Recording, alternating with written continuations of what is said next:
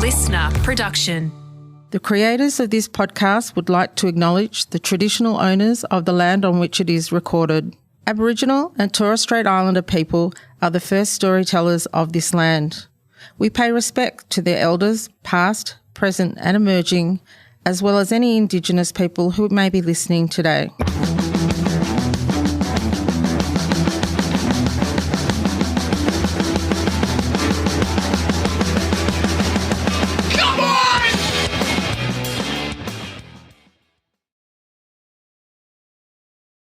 Hello and welcome to TOFOP. I'm Charlie Clausen.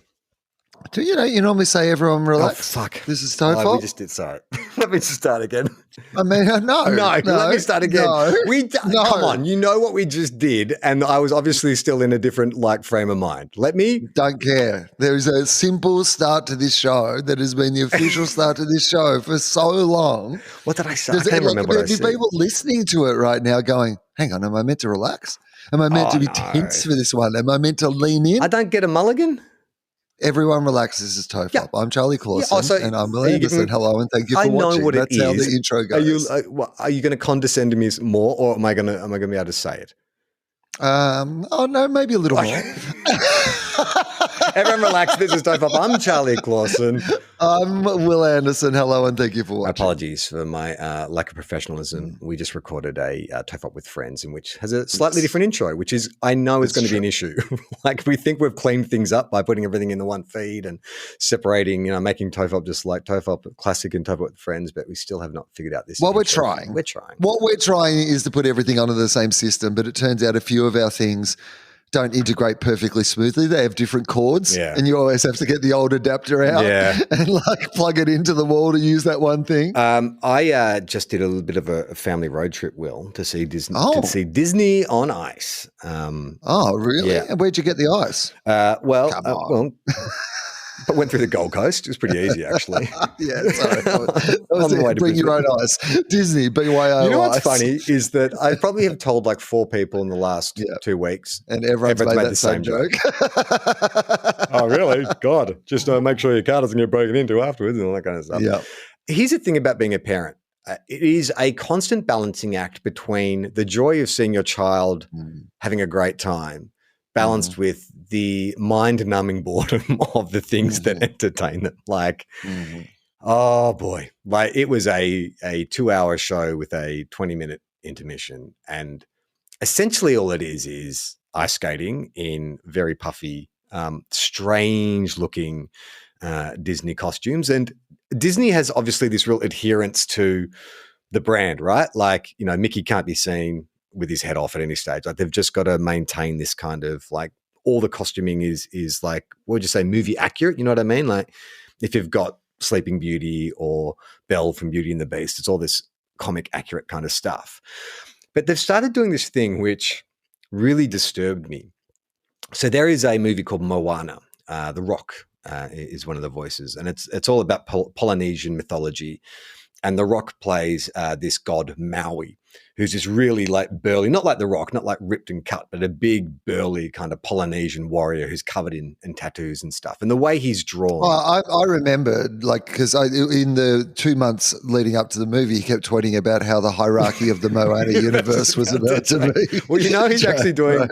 So, a bit of trivia: the character design of Maui in Moana was based on his grandfather, Chief Maivia, the High Chief. Yeah. So there is some kind of link. And then now they're doing a live action version of Moana, and The Rock is going to play the live action Maui. But his grandfather, because his grandfather was a wrestler from the 1940s and 50s, and back then people didn't have muscles, did they? No. Muscles didn't exist. You just had big men, burly. To be a wrestler, you just needed to have a pair of tights. And be big, like a bear. Yeah. So I'm interested to see whether The Rock will just be The Rock, with a wig on, or if he's going to sort of, because Disney, like I say, Disney has this thing about being Disney accurate. They like to kind of keep their branding fairly consistent. And the reason I'm sort of bringing that up is that I think Moana is probably Iona's favorite Disney film. So she's very excited when Moana came out, and I was waiting to see and she loves Maui because he's such a great character. But then when Maui came out, because he's drawn kind of comically bulky, like, giant thick legs and big feet like an elephant and just like a big guy. And obviously, like, ice skaters tend to be quite lithe and flexible and light. So what they had was a Maui suit. So it was someone coming out in like a giant puffy, but Maui just wears like a grass skirt because he's a Polynesian warrior. And like, it's just his big. So what it essentially looked like was Hannibal Lecter or Buffalo Bill from Silence of the Lambs had just spent years like kidnapping Polynesian men and skinning them and patching together his own human suit, because he just had this kind of Maui flying around on ice, but just this horrifyingly unrealistic, loose-skinned monster. And I was watching it going, this is disturbing. And like, kids get scared at like the slight, like, the pirates from Captain Hook was scaring Iona. And I was like, is this actually going to upset her? But no, she seemed quite okay with it. And I was just like, that doesn't work for me. And I thought maybe it was just, my TOFOP brain just reading into this thinking someone's made a skin suit. But then I asked Jem and she was like, oh no, it definitely looked like an 80s horror film, one of those kind of man in suit kind of horror films like Texas Chainsaw or something like that. Okay, well, is it appropriate to boo? Like at a Disney on Ice. You can boo the bad. No, can't boo Maui. You can boo the bad guys. No, that's what I mean. Just boo Maui. Just boo the suit. Boo! Looks ridiculous. How many men had to die for that? Find a big guy who can skate. This is gross. Did you tell them to put the lotion on their skin? There was actually quite a bit of crowd participation. Okay, so it is pantomime. It's 100% pantomime. Like, it was interminable because basically they've got all. What are the story like? How does it play? There is out? no story. So basically, Disney has all this. But there's got to be internal stories, right? Like in scenes or something. Okay, like, so what was you're not seeing like Moana skate with like the pirates, are you? Yes. So this is the thing, right? So they've got all this separate IP in universes that don't make sense to cross over, but Disney are gonna cram them in. So the conceit was Tinkerbell comes out and she's flying around, and then the pirates from Peter Pan come out. I guess they're from the same universe. Is Tinkerbell Peter Pan? I can't remember. Yeah, right. So far so good. Okay, so then they kidnap her and steal her magic wand for some reason. I think to buy crypto or something. I'm not sure. It's a MacGuffin. That's the MacGuffin. That's the general MacGuffin for the movie is the wand. So they kidnap her. Then there's a couple of MCs too, like a couple of good-looking High School Musical type teenagers. So they're just like MCs, as in like MC Scat Cat, or like no, as in like MCs masters and mistress of ceremonies, and not the bondage version of a mistress of ceremonies. Sorry, are they on skates? On skates, yeah. So they're dressed like High School Musical Zac Efron and whoever the female Zac Efron is. Okay. So they're skating around, just narrating and filling in the blanks. And, you got to clap. Laura Efron. Yeah. Sorry, I should have. But there's a great reference for the masses. Director of great romantic comedies, Nora Ephron. Yeah. So Tinkerbell gets kidnapped. So then the High School Musical MCs are like, Mickey, are you there? So Mickey, Minnie, Goofy, and Daffy. Who's the Disney one? Daffy and Donald. Donald Duck. So Donald Duck, Goofy, Mickey, and Minnie come out, and they're like, "We'll figure this shit out. We'll solve this crime." Yeah, literally, Mickey comes out, stubs out a cigarette, and says, "Don't even sweat it, dog." Mickey got this. Mickey's on this shit. Mickey just turns to the crowd and go, "It's time to serve some bad guys a Mickey." So then they say the way to free Tinkerbell, obviously, with fairies is applause. Yeah. So the louder we can cheer and clap, they had a little like fairy meter would go up, and then we can free Tinkerbell. It's convenient. You're actually making me. I only saw this yesterday, and now I'm like, but what fucking happens? You forgot the plot. What happens next? What happens next? Well, then they just start bringing out all their separate IPs, and for some reason that relates. So they bring out. Who did they bring out? But hang on, is Tinkerbell still in, or is she free? No, she's out the back. She's out the back. So basically you've got like being waterboarded or like Abu Ghraib style. We just see with a black hood just standing on some car batteries. On a plank on a boat being waterboarded. She's sitting there holding up a newspaper, so condemning the West. That would be a bold movement, like Disney on Ice. Just Tinkerbell tied to a chair, black eye. You didn't applaud loud enough every time. They don't applaud loud enough. They just pour some more water over the face mask. Louder. Tinkerbell struggles. So I'm trying to think of what the IPs were. So there was Toy Story, there was Beauty and the Beast, there was Frozen, Moana.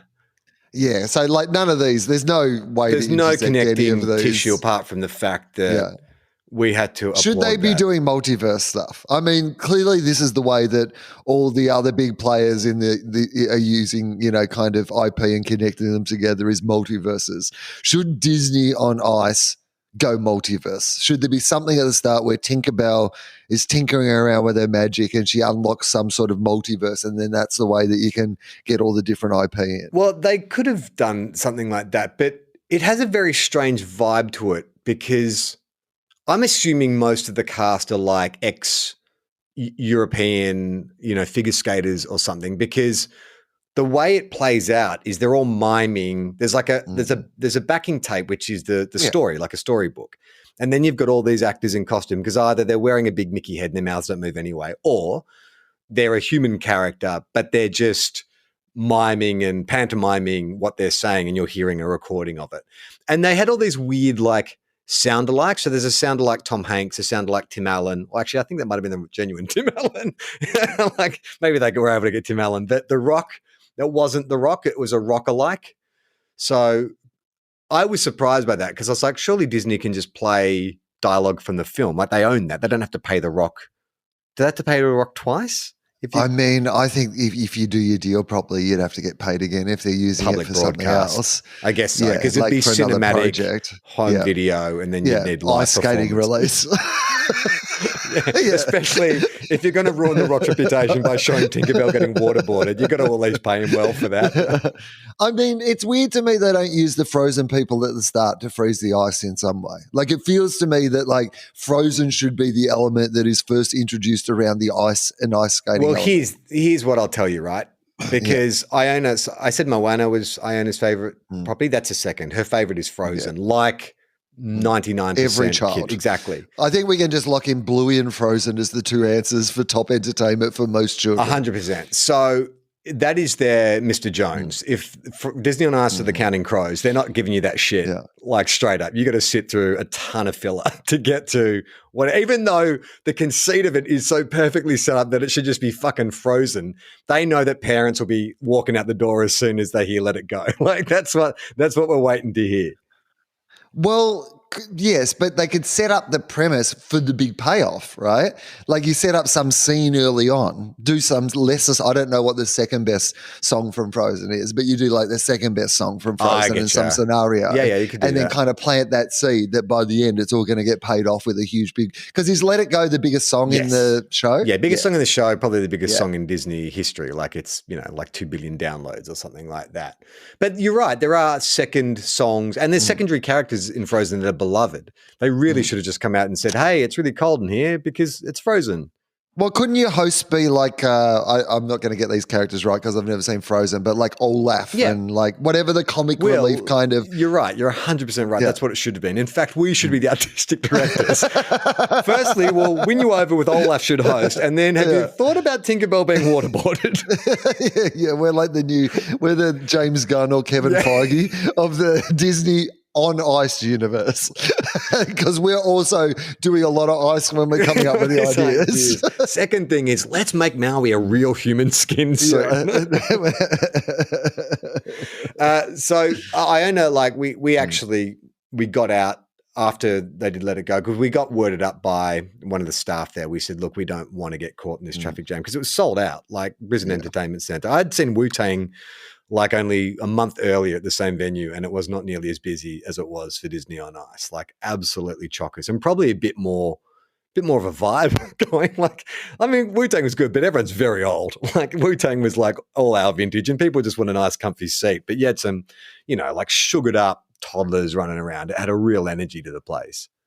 I mean, essentially, it's probably the exact same crowd minus the sugared up toddlers. Right. Yeah, just a lot of dead-eyed people I'd seen, like much happier a month ago. Now watching this shit. So we got worded up about the lady said, after Let It Go, there's a little. They bring all the characters out. You can duck out. So after the final song, you can go. You can go. So we got out and got onto the road before the crush started, which was great, and fought our way through like Brisbane peak hour to get back home. But we were listening to a lot of music on the way home, and we love a lyric deep dive on this. And I have a question for you because Gemma, who is a big Cure fan, was like, no, I don't think that's what he meant. But you're a big Cure fan, and I wanted to pick your brain. The song Lullaby came on. Yeah. And very first line of Lullaby is, on candy striped legs, the Spider-Man comes. And I said to Jem, do you think when Robert Smith was writing that, like he was aware that there was a very popular comic book character called Spider-Man, and that he at any point weighed up the benefits of mentioning Spider-Man and knowing that there'd be some smartass like Disney on Ice saying, oh, Disney's on Ice, who'd be like, oh, Spider-Man, web shooters, blah, blah, blah. And he's like, I just can't think of another metaphor that works as good as Spider-Man, and just stuck with it. Or is he such a goth, and he seems like a cool dude, that he's never picked up a comic book, he doesn't have a TV.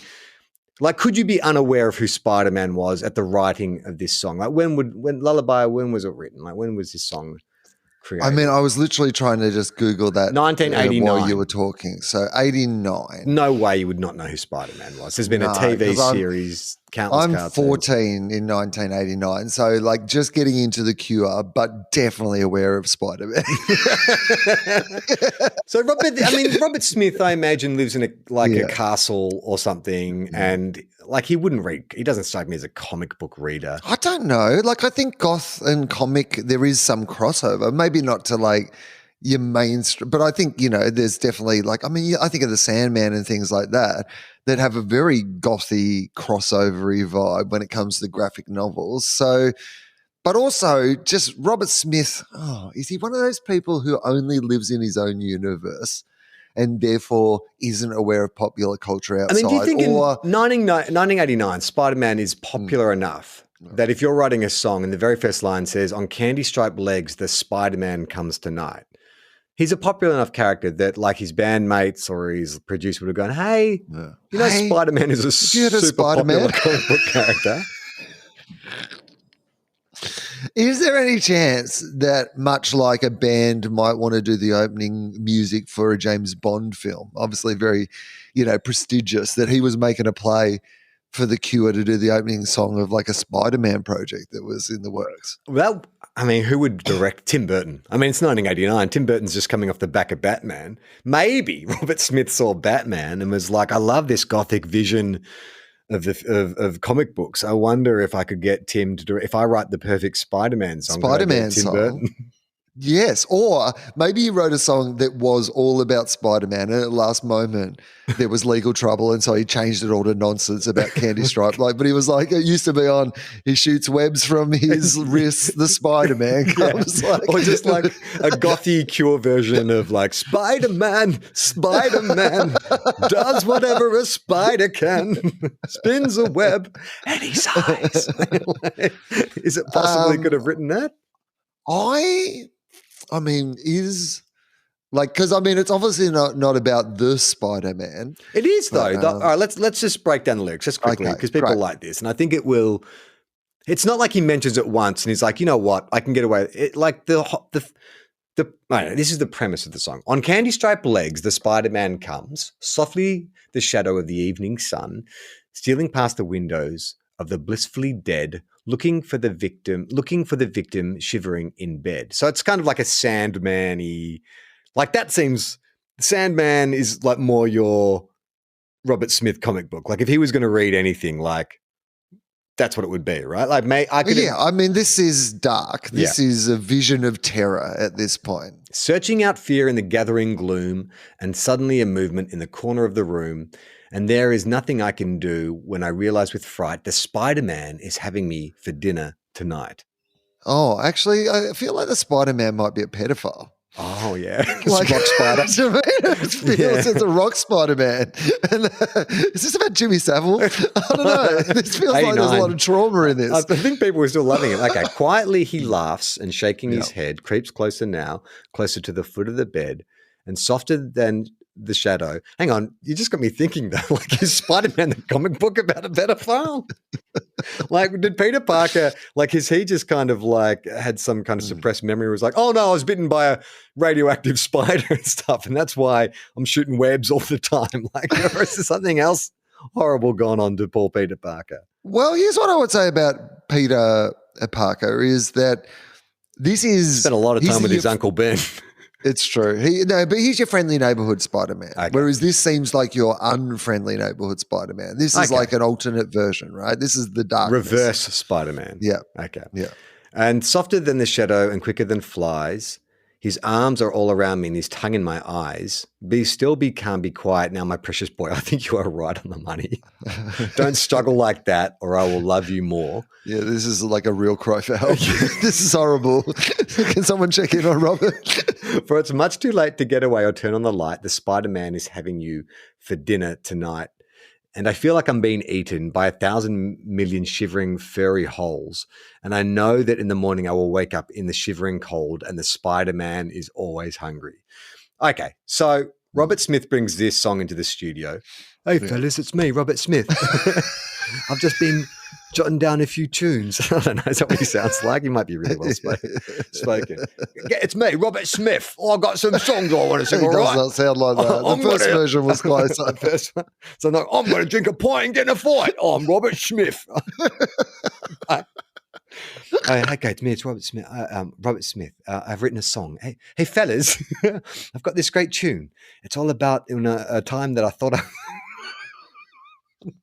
It's not a great tune. It's actually horrible. Fellas, I've got a really sad song. Well, tell us something new, Robert. They're all really sad. Of course you do. Have you heard our music? So he says to them, I'll just sing you the song. He gets out an acoustic guitar and he starts singing and he gets to the first line. Does anyone in the band go, Robert, beautiful, really like what a maudlin but beautiful song.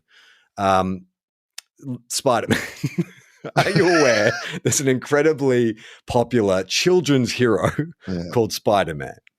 What does Robert say? So from memory, and again, I'm not sure, this could be completely fucking wrong and I might be thinking about another song, but based on those lyrics, I think I'm correct in remembering that it's about a nightmare that he had when he was a kid, wasn't it? That's like, I mean, which makes sense with the lyrics that we've heard so far. So does Robert Smith in 1989 know who the friendly neighborhood Spider-Man is?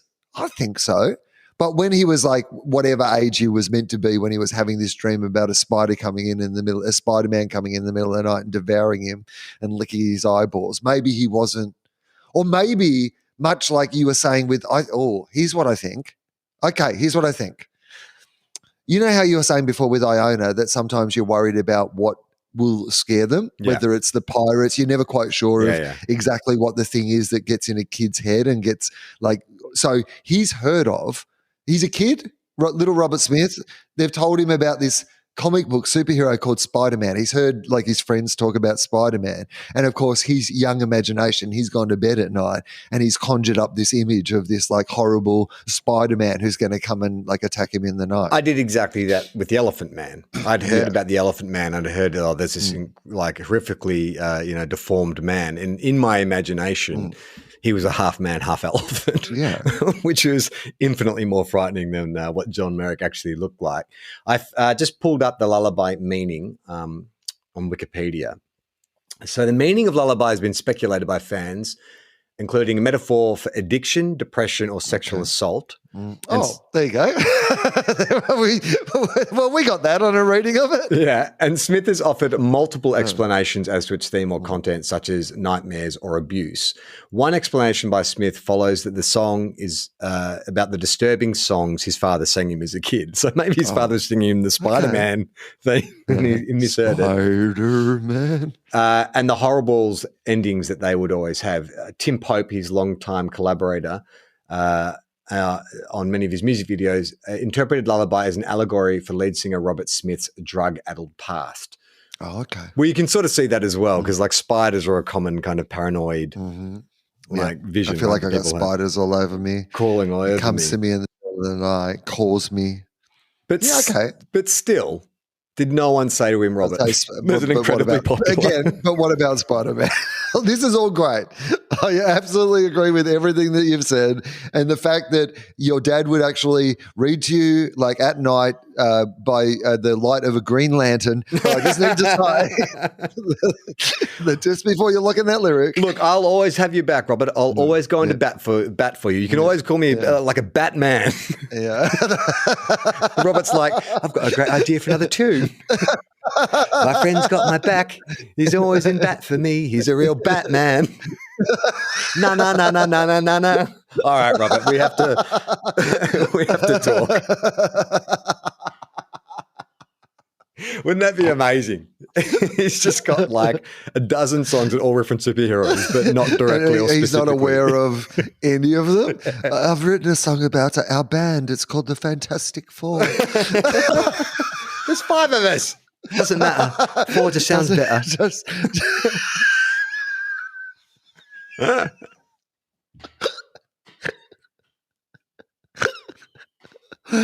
Oh, man.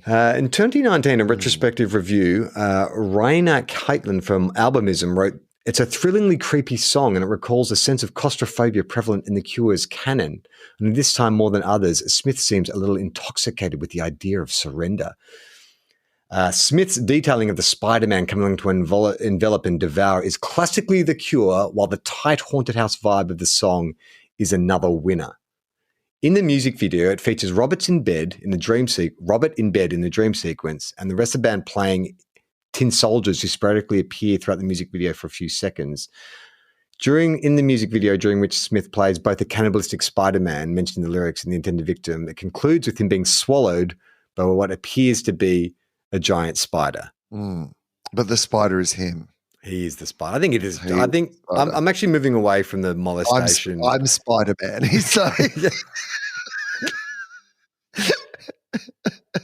With great power comes great responsibility, declared Smith. That was one of the original lyrics.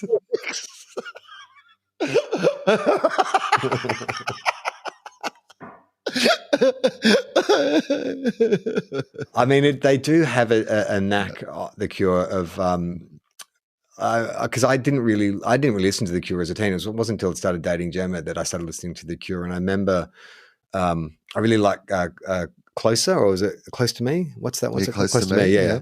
And such a sexy song, you know. And then I really listened to the lyrics, and I'm like, is he talking about killing himself? This is really dark shit. Yeah, exactly. It's like, I was thinking it had like, this is like a sexy, put it on when you want to get intimate. And it's like, yeah, baby, I love you so much. I think I'm just going to hang on my head from the door. Yeah, I mean, that opening lyric of, I've waited hours for this. I've made myself so sick. I wish I'd stayed asleep today. And you're like, this is fun. Yeah. This is fun about sleeping in, right? Yeah, this is great. It's this is sleeping. Suicide? He stuck suicide into his song.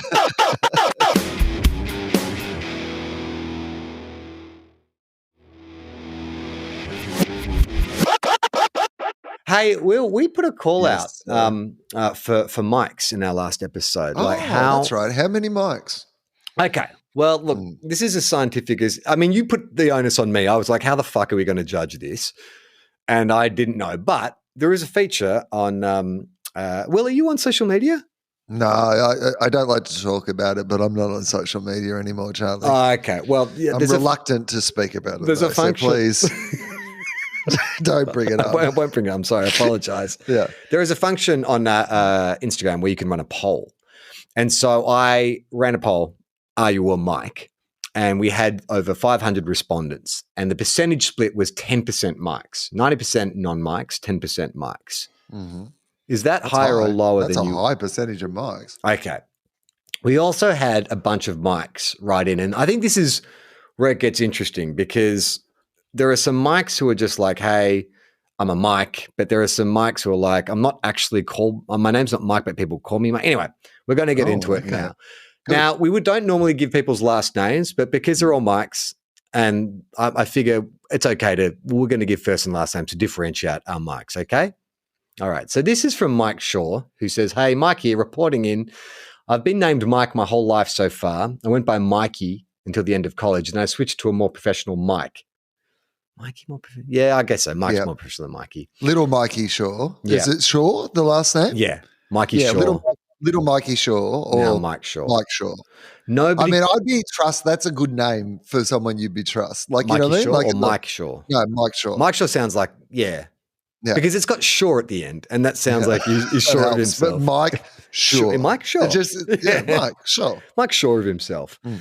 Almost nobody calls me Michael, but I appreciate that it's there if I need it. I'm like that with Charles. Like, no one calls me Charles, but it's a good way to just kind of go, oh, yeah, I can slip into Charles if I need to, get a passport or whatever. In fact, I very much need to do it for the passport. If you're assembling a league of extraordinary mics, these are my current skills. Okay, great. Can drive semi-trucks. Okay, good. Useful. Good. Handy. Yeah. We'll need that. Between July of 2019 and November of 2021, I spent 85% of those nights camping. I used to do maintenance work for the state national parks in Nevada, oftentimes camping remote areas for up to 8 days. Maybe you need a mic grills. I don't know. I know how to take I like it. I know how to take this feels like good this is almost post-apocalypse. Like TOFOP. Territory, isn't it? Yeah. This is good stuff. Like to know that we know someone who can handle a semi-trailer and knows how to camp out for long periods of time in the wilderness. Well, he said that his special skill that comes from camping is that he knows how to take a shit in the desert. Okay, well, I reckon I could have figured that out. I reckon that's the one I could speculate on, I reckon, of my own accord. I would love that, though. The first time we try it, we get bitten on the ass by a rattlesnake. Have to go to hospital to remove our ass cheeks. The rattlesnake actually went up his ass. The rattle's still coming out his bottom. It hasn't bitten him. It just went in there. He's pretty good with a chainsaw, which is good. That's handy. Okay, apocalyptic situation. Majored in journalism with a focus on marketing and advertising. Okay, wow. It's funny, man. Why did you? I'd be interested, Mike, to know why you shifted. If you want to write back in, I don't know. I've spent a lot of time around journalists and advertising and marketing people, and it's often made me want to go and take a shit in the desert. He signs off by thanking us for the content. We helped him in with a lot of his long haul drives. Oh, you're welcome, Mike. This is a Michelle Schumacher. Okay. I'm a female, Michelle. That is a French version of Michael. That cannot be right. What? That this person's name is Michelle Schumacher. Why is that not right? Because of Michael Schumacher. Michelle Schumacher. Yes, but like you're saying that this woman has, like, she has the female version of. It doesn't sound the same as. Well, yeah, I get you. Yeah, Michael Schumacher and Michelle Schumacher. You're telling me that is not really? You're not amazed by that. You don't take any particular. Okay. I guess. Well, I mean, a little side note. Iona the other day heard me use the word coincidence and asked me to define what a coincidence was, and I really fucking struggled to do it. But I think next time I'll say it's like Michael and Michelle Schumacher. It seems related, but it's not. I mean, it just sounds the same. Okay. This is from Michael Cole. Hey, I'm just checking in to let you know that there's at least one other Michael listening. This is from. Oh, this is a Meggings related one. This is from William Day. My first name is William, but my parents always used my middle name and called me Mike. It's generally what I go by and what my friends call me. My dad is William Richard and goes by Bill, and I'm not a junior, so I guess they thought it would be less confusing. Right, okay. So but where does it come from? Oh, his middle name, Mike. His middle name, Mike. I use William for all official business. They didn't call his dad Dick, though, did they? His middle name was Richard. They're calling you Mike. But I get that. My grandfather was a William and Bill, and so I got Will. And this is from Reese Hermans, who says, I'm also a Mike. My name is Reese, but I just go by Mike. Thanks for all the laughs. It's like, I didn't know you could just do that. Like, what, go by another name? Well, yeah, but how does that come around? Like, normally it's a derivation. Like, we call Iona Iggy for short. Mm-hmm. But Iggy's a real name. There's actually people out there called Iggy, right? Mm-hmm. That doesn't seem like that is short. In fact, I feel like it's exactly the amount of name. Are you talking syllables? Yeah. Yeah, but in like letters, it's exactly the same amount of letters. But it's not, we don't write it down. It's just when we're calling her Iggy. Yeah, but how is Iggy short for Iona? It's not. It's I-O. No, that's right. It's a different name. That's a nickname. You're saying a nickname, right? Yeah. And so this is like with Mike, it was the middle name. And what about Reese? And with this, I don't know. I don't know where it's come with Reese, but it hasn't come from Reese. It's just a different name. Regular listener Michael Nados has said, I'm Mike. I'm Michael Nados. I prefer Nados generally, though, as I'm working in a warehouse and they all call me Mike. And I think it fits as a working class name. Do you think Mike and the Mechanics, Mike from Monsters, Inc.? It makes sense, right? Yeah. Mike and the Mechanics. It just sounds right together. It does, Mike. Mike. I'm trying to think of, so Michael Chamberlain, we call him Chambo. What other Michaels do we know? Do you know? What you got any Michaels in our sphere? Michael. Are you talking external to the fact that we've had 3 separate Michaels be our producers on this podcast? Yeah, like friends of ours, like people that we know. I can't think of one of them. Mikey Robbins. Mikey Robbins. He's a Mikey. Yeah. Oh, that works. And that's not. Yeah. So Mike Chamberlain doesn't work. Doesn't fit Michael Chamber, does it? Chamber works. I'm going to start calling Michael Chamberlain Mike Chamberlain. I think. So, that great footy podcast with Adam Rosenbachs and Mike Chamberlain. Mike. It doesn't work. It actually feels gross. It sounds terrible. Is this popular TV writer Mike Chamberlain? I think for a while, Chambo was ironically signing off things as Mikey. He would text and sign up and say Mikey or Mickey. His email has Mickey in it. I know that. Mickey Chamberlain, which works. Mickey Chamberlain. That's like an IRA gangster. Yeah, that's what it does feel like. Yeah, that's right. You know who blew me up in the war? Mickey Chamberlain. He'll blow your house up. Or Mickey Chamberlain. Totally. But Mick Chamberlain is wrong on every level. Michael Asher says, I don't think I should be participating in this poll as I am a Michael and not a Mike. I feel like there's 2 camps here, Michaels and Mikes, with each other not liking to be called the other. Okay. A Mike seems like a fat guy who only wears Hawaiian shirts. Ooh. Not sure if this helps with the fat shaming. It doesn't. Well, Mike shaming.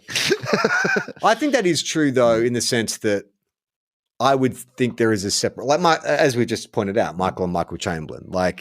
He's certainly not a Mike Chamberlain, and that would make me think differently of him if he was to be a Mike Chamberlain. Oh man, I can't. It seems like a Michael Jordan. If you person. called him Mike Jordan, well, no, like Mike. Everyone wants to be like Mike. So I think calling him Mike.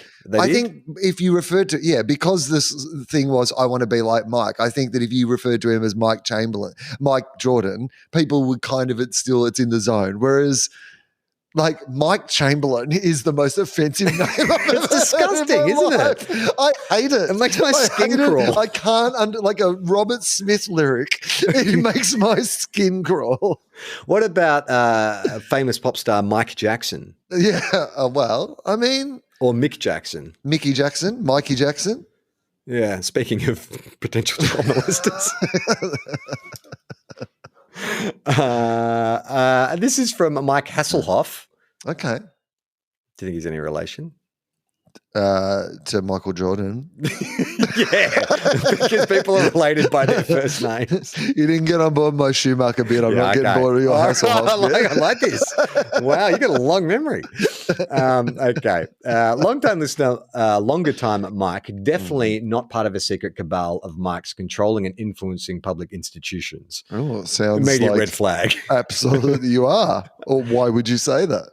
I'm here to comply with instructions from episode 454 to declare Mike status. I draw the line at torturing orphans, but I'm presently wearing thermal tights. I enjoy the listen as always. Thanks heaps, mates. Okay. So we did sort of say, we did open it up, didn't we? We sort of said it can be Mike's or any variation of. Yeah, Mike's or variations of Mike's. Okay. This one came in from Nick B. Subject, sometimes Mike, in brackets, Mick. I just want to lower the bench, Mike. My name is Nick. My name is Nick, but my dad sometimes calls me Mick. By complete coincidence, my partner's grandmother misheard my name when we met and has been calling me Mick for 10 years. Okay, I like that. That's an accidental Mick. Mick because Mick we haven't really even factored in at this point, have we? Because like Mick Dundee, like famously Mickey Australian iconic. Like I mean, if he was Michael Dundee, Michael Crocodile Dundee, I don't think it would be the same. Have I ever talked on this pod about when I was just before high school, whatever the year 6 and 7 is that high school? I don't know. The way my school was weird. I went to a school that was from grade 5 to year 8, and then I had to go to a school that was 9 to 12. So I don't know. Yeah, okay, that's weird. That is weird. Whatever that middle school, I guess you'd call it. I guess. But we had to take the bus to get to school, and we'd pick up all these different schools along the way. We're on the same route, and we were the only Catholic school. And the boys from one of the grammar schools, just before it got to our stop, or one of us would pull the cord on the bus, would yell out, "If you're a Mick, put your hand up." And then like one of us would pull the cord and everyone would start laughing. And I didn't know that like Mick was like short. Oh, is it a slur for Catholic? Yes. Like I know it's a term for Catholic, but it is a slur, is it? It is a slur, yeah. But I don't actually have a problem with it. Like I don't think it's that bad. I mean, when it comes to sort of like cultural and racial slurs, Mick's pretty light, right? I think Mick is fine. I didn't even realize that it was technically a slur. Like, what does it mean? Does it just mean Irish Catholic? Yeah. Should I look it up? What the origin of the slur? Origin of Mick slur. Is a good thing to type in, I think. A person of Irish descent. Definition of Mick, ethnic slur. Offensive term for a person of Irish descent. So not even Catholic, just Irish. Yeah, right. Well, I should be doubly offended at that considering my origins. It also says that taking the mickey is also like an Irish reference, and it's also considered a slur. Yeah, I guess so, right? Yeah, right. Okay, so then this came in from Michael Ricardo, who said, "I'm a Mike." Like Daniel Ricciardo, Michelle Schumacher. This came from Michael Senna. I'm a Mike, but I prefer Michael. Please don't call me Mike. Well, I appreciate you writing in. Thank you, Michael. Does anyone ever call you Willie? So it's interesting with William because there's so many different ways that you could go, right? There's Will, clearly. There's Liam, like Liam Gallagher. There's like Bill. I had no idea Liam was short for William. And not always. There are lots of Liams that are just independent Liams, as there are some Wills that aren't Williams. I can't believe, though. It makes total sense. Like, it's the last 4 letters of William. Yeah, it's the other bit. It's the other bit of the name. I just feel like I've just woken up. Oh, my God, of course. Yeah. There was a lot of people going around going, I'm using the first bit of this name. And a lot of people go, what are you going to do with the last bit of that name? I like William, but I really want to extend that I. Willie I am. Willie am. So, yeah, Liam Gallagher's a William. Okay. So what if I rebranded? What if I just like I just said like I've silly Willie Anderson? No, I'm just going the other way. Liam. I literally go do a whole Liam Anderson. Like so I go, like Liam Anderson. I've used the first 3 letters of my name for so long. It's time for me to switch and like kind of like turning these other 4 letters just sitting there. They're in pristine condition. All this that are technically, it's like kind of turning over your mattress. Yeah, like totally. Like, okay, this is maybe I should just like and you've like had it in a vacuum sealed chamber. Those last 4 letters, they're pristine. When did you? Have you been Will your whole life? I've been Will. I mean, I've been Will my whole life, but I reckon I was using an extra L for maybe the first 14 or so years. So the first L of Liam is probably a bit worn. Just a little but worn. The IAM. But untouched for the last 25 condition. years. And then the IAM ready to go. Bagged and boarded. Yeah, I reckon I love it. I love the idea of you rebranding as Liam Anderson. And it gives me the opposite feeling of Mike what does Chamberlain. It feel like? Tell me. It feels serious. It feels like Liam Anderson. Liam Anderson, ABC Drive or something like that. Oh, yes. Yeah.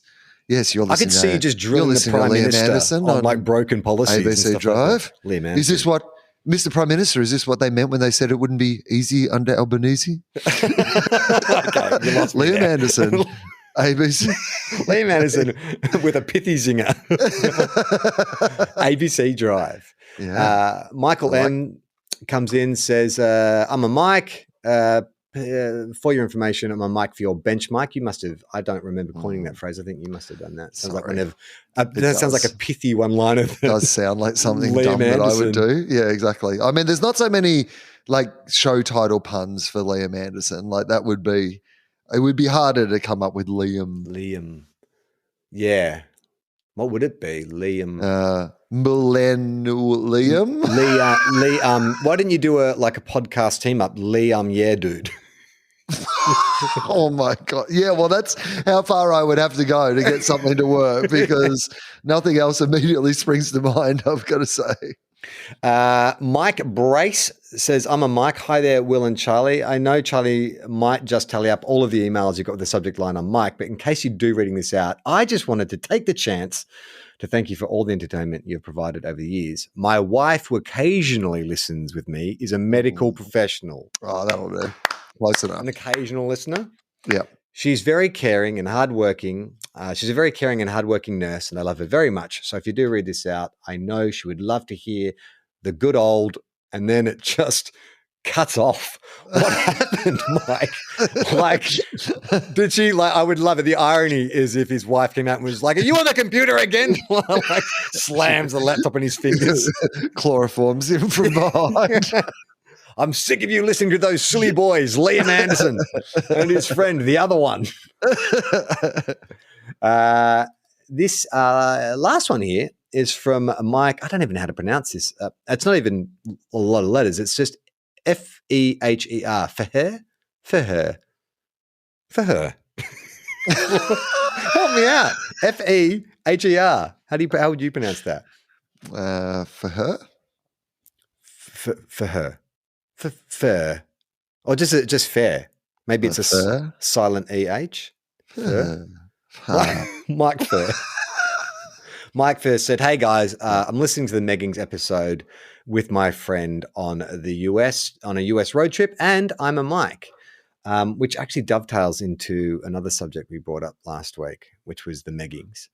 A lot of people writing in to say, hey, Charlie, you idiot. There are leggings for men, but there was. I think we kind of did discover that by the end of the episode. We literally discovered a place where you could find leggings for men, Meggings. Well, here's an example of one of the emails. This is from Greg. He says, hey, gents, currently listening to episode 454 and screaming merino skins at my phone. And I reckon these are the answer to what Charlie is looking for. I swear by them. But I clicked on the link and it's just those athletic. It's just the That's what you don't want. Leggings. You don't want the athletic. Even the Meggings weren't exactly what I wanted. Like they kind of were vaguely. I still think there is a gap in the market for us to do something there. I just don't know. Like, do people? Because in my head, I'm like, like in the 80s, wrestling tights would often have like painting, like airbrushed pictures on them. I thought we could just do a line of TOFOP tights for men and women, I guess. But is this an idea? That should be the slogan: TOFOP tights for men, brackets, and women, I guess. I mean, is that going to lose us some money? Yes, okay. So much money. What are you talking about? Okay, that's a bad idea. I mean, the fact that there are you are really looking for. What I've noticed is your Goldilocks approach to exactly what you're looking for in this scenario, because you've been presented with a whole bunch of. Don't you think you should be just getting something that is already on the market and then customizing it, perhaps? Like that's maybe what you need. That's what smart people do, right? Yeah. They take something and they just give it a slight twist. So we're just saying, well, Meggings seem to be popular, or skins. Like I guess we could market as athletic because that seems to be the primary. That's where the big market is in the athletic brands. But how do we get that because TOFOP and athleticism doesn't really work. I mean, again, I'm not sure this is the business we should be getting into. I just think there's something there because I just have visions of us like doing our live show and we look out into the crowd and it's just like just meggings as far as the eye can see. Yeah. Everyone turns up in their TOFOP branded meggings. I mean, this like is people wear their TOFOP t-shirts to the show. Why wouldn't they wear? We've seen the top half and we love it. Now show us your legs. I mean, again. I'm not going to mount an argument against this. I'm literally just going to ask you to go to the 49-minute mark of this podcast and listen to what you just said. You listen back to it and you tell me why it's a bad idea. A few episodes ago, we did our Great Reset which is where we started everything to 450. That episode, 450 onwards, that's everything will now be sequential. Yes. It should all make sense. Everything's in the TOFOP feed. It's all numbered sequentially from 450. From now on. So there's 13 sort of semi-lost episodes. Morgan wrote in with something that we hadn't considered. I was recently... Great. No, it's not. But this is a fun thing. This is not like you guys are fucked up again. This is almost as bad as your idea for TOFOP branded meggings. Hello, boys. I was recently listening to episode 451 and I wanted to point out that you're making it a little too easy for conspiracy theorists. I mean, naming the episode 451 The Great Reset is an easy game. 451 equals Fahrenheit 451. Great Reset equals the WEF conspiracy. Just something to consider. The World Economic Forum. Yeah, I'm familiar with mostly from conspiracies, though. So, but I think we were dancing around it when we came up with the name for the Great Reset. We're like, I felt like there was some kind of white nationalist association. The Great Replacement theory is what I was thinking of. But maybe like that's where my instincts were going. Is like, the number, the Great Reset. What do you think? I mean, it would be great if we could just get the word out there that, like, Q drop style. Oh, we'd get so many listeners. Right? There were messages like hidden within what we were doing that were like the keys to some sort of whatever it was. Like, I mean, I mean, because I saw people just tuning in going, I find this very hard to believe, but they talk about Norway a lot. Well, we got quite, not a lot, but there was some pushback on our Russell Brand episode where there was people like, you guys have mischaracterized him as, being right-wing when really he's just like a free thinker and blah, blah, blah. Haven't mischaracterized him as being right-wing at all. Well, he's just done an interview. Characterized him as being a intellectual lightweight idiot. That's what I have. Like a guy who was addicted to whatever fucking flashes in front of his eyes at various stages of his life and dresses up very basic ideas in flowery language and people confuse it with intelligence. I hope that clears up any of my opinions. But if we did want to get a bit of that sweet QAnon dollar, like, why don't we just start? What we need to do is, like, we don't need to change what this is. We just need to pre-plan a couple of like code words. What do they call it? Signaling or something when you sort of... That's right, yeah. Yeah, we just need to drop in references to particular like code words and hotspots. And so like then, we should say things like free thinker more. But then we need to start our own. Like we'll like shadow our own Reddit page and go to like one of those or 4chan and say, hey, if you guys want some real fucking like some real dirt, these dudes are like, they're talking about meggings, but what they're really talking about is like, how that men deserve equal rights with women, including in fashion. That white men are oppressed. White men with cold legs. The most oppressed group in all of society. If men and women aren't equal, why are men's legs so cold?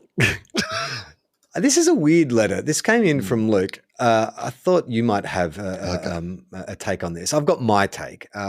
It's not a weird letter, sorry, I shouldn't say that, Luke. It's a perfectly fine letter, but it did get me thinking. I'm loving your Two Guys, One Unlimited series. Great work. On the episode with Charlie, he mentioned being athletic but not great at hand-eye coordination, which reminded me of every Australian TV show or ad that requires actors to kick a footy or bowl a ball I can't recall any actor looking natural playing bull sports, whether it's Toadfish playing backyard cricket in Ramsay Street, or even that out of the moment with a bogan sinking cans or kicking footies into people's backyards. What's the deal? Why is it so? Can you think of any reason for this? Or nominate an Aussie actor who looks like they can hold a cricket ball the right way up? I'm going to nominate our friend Alex Williams. Alex Williams. Because he has been the one thing. Look, I mean, there's been a bit of mixed vibes around the Warnie series that Alex was the star of. But the one consistent seems to be throughout all the reviews is not only that he managed to get the character really, like, I mean, literally even the ones that hated the series have like commented on the fact that he was great and really got the character right.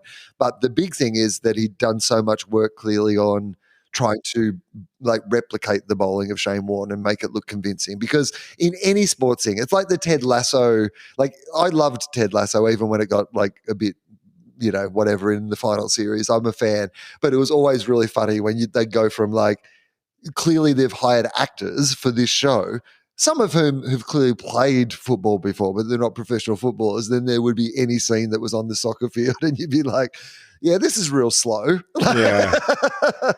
I mean, here's what I'll say from an actor's point of view is often unless it's a big budget show, you're given no time. So, you know, AFL is a very popular sport, but it's not played in every state. So if you're an actor from Queensland or New South Wales, chances are you've never even picked a footy up before. And you might have 2 weeks at the most to prepare for this scene you're going to shoot. It's probably not enough time to learn how to kick a football properly. I mean, I've had, like, home and away, I remember I had a scene where I was meant to be playing basketball with my nephew, and I was meant to sort of dribble around him and shoot. And I had not played basketball in 15 years.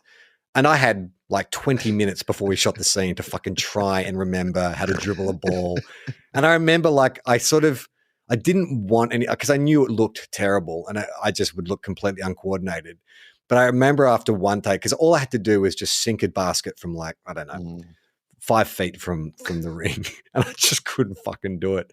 And I just turned to the director and said, can you just fucking cut in on this? Like, can someone who actually shoot this cut in? Because it's too embarrassing. And then another time on Blue Heelers, I had to, it was such a dumb setup. It was me going to bust up a bunch of kids at a skate bowl. And they're all like, hey, piss off, like, copper, we don't need you, or whatever teenagers said back in 2005. And to win them over, my character grabbed the skateboard and then did an ollie flip. And of course I can't do that. I can't even fucking stand on a board. So they had a stunt double come in and do the ollie flip. Yeah. And then all I had to do at the end was, you know, in Back to the Future, Marty McFly, he'll kick the board up into his hand and walk off. It's all I had to do. Yeah. Do you think I could fucking do it? Do that? I'd step on the board, it would fly off that way. I'd step on the board, it'd hit me in the nuts. I'd step on the... And the thing about this shit is the more anxious you get about it, the fucking worse. The tighter your body gets, the worse. So if you're wondering why, I think that's it. I can't think of... if anyone has any of that footage of Charlie trying to do that from Blue Heelers still, I would love to see it. If you want to watch a show, like if you're into Aussie rules, and there was a show a couple of years ago on the ABC called The Warriors, which was all about like an amateurs footy league. And I know the lead guy in that race is a really good guy, but he is from Queensland, grew up playing union, and he worked his ass off. Like he was training with football teams, and he actually I think he pulled it off. He actually looks like a really good footballer in that. But he was saying, having had no background in Aussie rules, it was one of the hardest things he's ever had to learn, like just holding the ball, how you kick it. I would say this too in defense of like the actors who aren't very good at like, looking like they're natural sports people. Sports people aren't particularly good generally at acting. Like, I feel like it balances out, you know? Someone hasn't seen Space Jam 2. Or Space Jam. Oh, yeah, for that matter. We'll finish off with this letter from Jen. This goes back a few episodes. Mrs. X, who wrote it in to scold me over my stealing from my workplace. Dearest Charlie, my first real job was for an ice cream place when I was 16 years old. My family grew up struggling to keep the middle class line. Thus, I was aware of the value of money from an early age. At my ice cream job, my boss had earned my trust and respect to have the safe code to replenish. At my ice cream job, my boss had has earned my trust and respect to have the safe code to replenish the till for change. Okay, I think she's saying she got the safe code, yeah. I was smart enough to know that stealing rolls of dimes and nickels and occasional quarters would be gas money in my pocket and probably unnoticed. Of course, I knew it was wrong, and as an adult, I have Catholic-level guilt about it. In one respect, especially because at that time I was well practiced in stoic and unrelated reasons that made me a capable liar that I could not replicate to this day. My boss had a conversation with me supposing the exact thing that I was doing. And I responded the correct response, whatever those words were, to recognize that I understood what he was saying, but there was no way I could be implicated. Oh, boy, I love that. That's just like the fucking balls, the barefaced lying. I liked my boss a lot, and I never thought about what I was doing as stealing from him. And while I did know it was stealing, I had a pretty dissociated nihilistic view of how the system works. So while I understand Mrs. X being offended, I refute the idea of her personalizing your actions. Dumb teens are dumb teens, and being honest about past transgressions, I think, is the most human thing we can share, which was kind of the point of that story in the first place. I wasn't sort of trying to big note myself. I was trying to sort of point out what an asshole I was at that age. Oh, no, yes, it was never a Robin Hood-esque story of like that you're meant to like steal from the rich and redistribute to the poor. It wasn't even like a gangster rap kind of get rich or die trying kind of thing. It was a fairly mediocre tale of like petty theft. Although the fact that that's your version of it, right? In the same way as Jay-Z or someone will rap about the fact that they used to sell drugs on the street, you're just rapping on a podcast about the fact that you used to steal some late fees from the video store. I'm not trying to absolve you of guilt through association, but I actually found it sort of comfort that other people did shitty things in their youth that they're sheepish or horrified to for some extent at the present date. Fucking Christ, I lied to my boss's face about about the possibility of stealing, and it's always and totally fucked it for anyone else who wanted to know the safe code. And God damn it, that worked. And almost as a 40-year-old now, I feel levels of guilt that makes me feel like a jackass. My dumbass teen narcissism, I just thought, fuck the system, not realizing the situation. It sounds like I did this is more some kind of like resolution for you. I actually was fine about it until Mrs. X's letter, but it sounds like, Jen, we've helped you in some way, which I'm okay with. Look, I'm sure I said this last time we spoke about it, and I know that you didn't read it on the podcast to elicit some sort of like defense of you necessarily. It's more the fact that I think that we should, like, if we're, it's great to be able to like admit to the fact that we're flawed people and that we continue to be flawed people.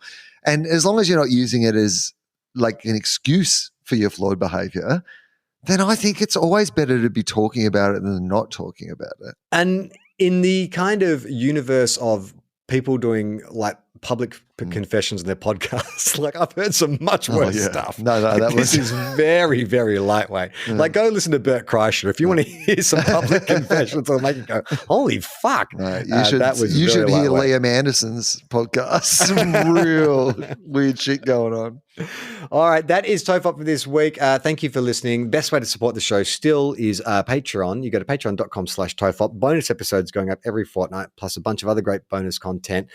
Ad-free episodes, full-length videos of the show. Go check it out. You can also go to our YouTube channel. That helps as well. If we get enough views, we can start monetizing that. So go to TOFOP TV on YouTube or go to tofop.com to check out our other great podcasts. Will, what do you want to talk about? When are people hearing this? Is it this week? 2 weeks away. So I will have already done Sutherland Shire in Glenelg, which means Airlie Beach and Wyong are still on sale. But I will say Sydney Comedy Store. This is something that I have added since last we spoke. Sydney Comedy Store, what you're talking about, Will, my improvised stand-up shows. Love doing them at the store. That's where they started. And I've put on 4 shows, which are selling pretty quickly already, considering that I haven't plugged them anywhere yet. But the Sydney Comedy Store, for what you're talking about, Will, completely improvised, made up on the spot, all different shows every time. I know that some people like to come to more than one, so they're completely different shows every time. Check it out. I'm Charlie Clausen. I'm Will Anderson.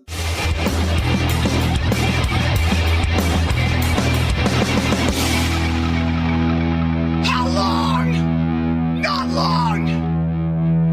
Everyone relax.